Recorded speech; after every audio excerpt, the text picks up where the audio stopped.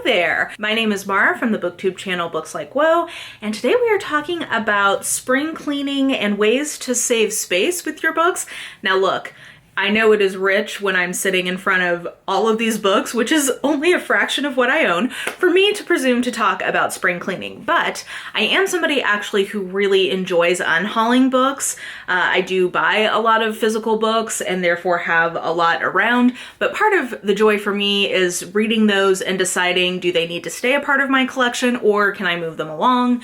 So I thought I would talk through some ways that I like to save space with my books and give you guys kind of a peek into the workflow of how I keep books coming in and out of my collection, how to save space, and some digital options that I think could be helpful in achieving that aim. All right, so whenever I start a cleaning project or sort of an around the house project in general, I love to try to treat it as an opportunity to curate my space. I try not to think of it as a chore. I try to think of it as something enjoyable. So like I'll make myself a nice cup of tea, try to get in a nice zen space of enjoying the spring cleaning process. And then I go and I start by looking at the books that I have on my TBR, on my physical TBR, just to make sure that they're all still books that I'm interested in. It can be painful sometimes to let go of books you've already paid for if you've not read them, but I try to be as honest with myself as possible about if I'm likely to read something. And you'll see that there's not very many mass markets anymore in my physical TBR. That's because I really, at this point, mostly prefer reading, particularly my romances, in e-form. So once I've looked through my physical TBR, I then cull through my collection and just try to, again, look in, check in, say, hey, are these things that I'm still interested in holding on to, either for my BookTube channel purposes to lend out, or just as rereading potential.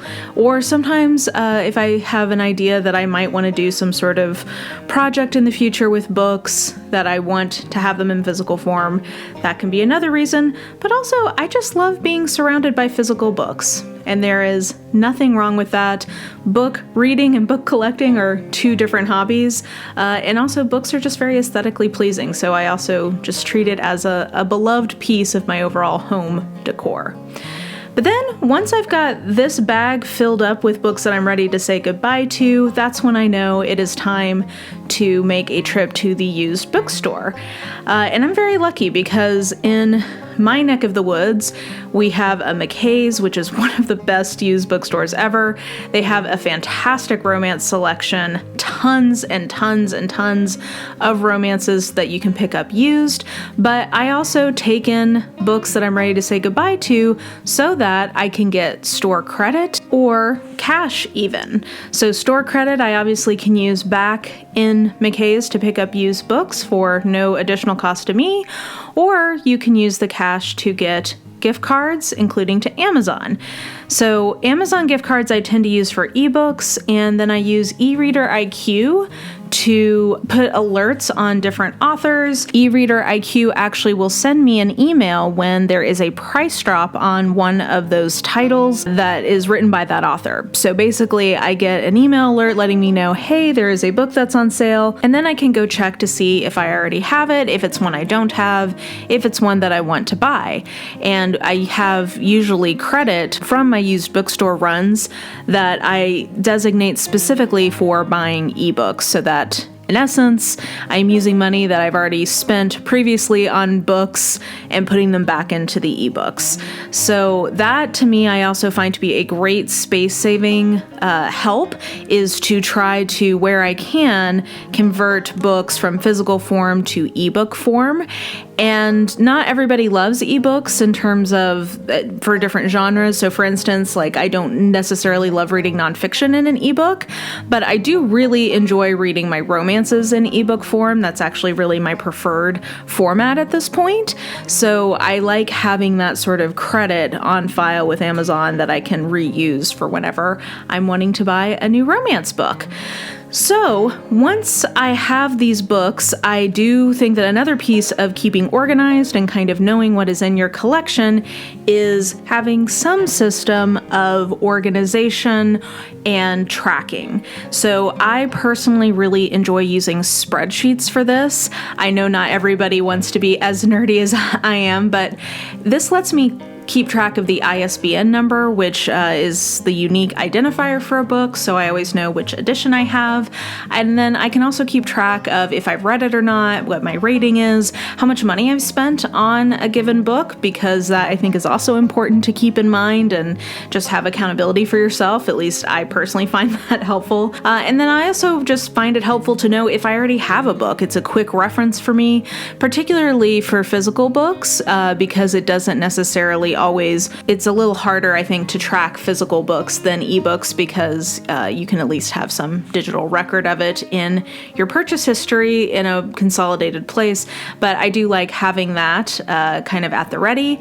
And then I also like having an overview with lots of nerdy stats and just kind of an overview of my habits in my collection over time.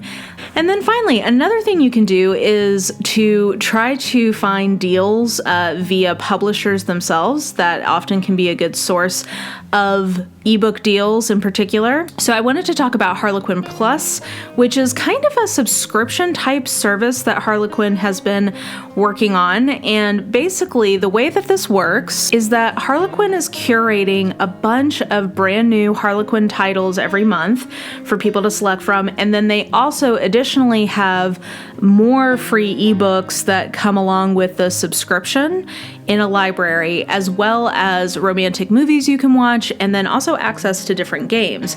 So basically, because there are just so many books, I mean, you guys were just looking, it's hard. I have like an entire spreadsheet to try to keep track of all the books I own, much less all of the books that are out there, period. There's just so much content out there that part of what this service is doing is curating books for people and eliminating the finding books step of the puzzle for your collection curation. You can either do an e-subscription for your monthly selection of books, or you can get them in physical print. Like I was saying, for me, for romance, I'm somebody who tends to prefer ebooks at this point, so that would be my selection. And then you can get access to books before they've even hit the stores, and then there's just the overall value of how many books you're getting relative to your subscription. On top of that, you also get access to a new crop of ebooks every month in a library. So on top of the ones that you are buying, you additionally have access to a whole library of ebooks for you to select every month. And then there's also access to different movies. So you've got another streaming service for content when you are looking for a movie. So what you do is you create an account and select what kind of subscription you want. There is a free trial for 7 days if you're interested in that. But then at the end of the free trial, your subscription kicks in, and then every month you can pay $14.99 for one bundle selection per month with up to 6 books in each bundle. Then you also have unlimited access to the regularly updated ebook library, romantic movies, and casual games, plus free shipping for the print books. So you can get all of that with Harlequin Plus for $14.99 a month, or if you want to save the equivalent of 2 months worth of cost, you can just do $149.99 for an entire year's worth of subscription. So like I said, you get a free trial if you kind of want to explore and see what movies are available, the ebook library, etc. You can kind of dip your toes in with that. But anyway, so this is a great subscription option, and in terms of just saving you space, this is a great option if you are looking to shift more towards ebooks and eliminate the entire need for an unhaul and spring cleaning process. This is a way to cut out the source for the need to clean kind of on the front end. So that was my spring cleaning unhaul video. Hopefully there were maybe some helpful tips and tricks in there, things that I use to help me stay organized and try to manage my book collecting obsession. You know, some days are more successful than others, but, you know, of all obsessions to have, surely being obsessed with collecting books is far from the worst vice one could have. But definitely let us know in the comments some of your ways of managing your physical book collection. Do you like to do unhauls? Are you more of a digital person to save the space, etc.? Let us know that below. And make sure to follow Harlequin on all of their social media, so Twitter, Facebook, here on YouTube, all the places. And if you would like to follow me, I am at Books Like Whoa pretty much everywhere, including YouTube, Goodreads, Instagram, all of that. And yeah, I think that will do it for me for today. Hope you're having an absolutely lovely day, and I will catch you later. Bye!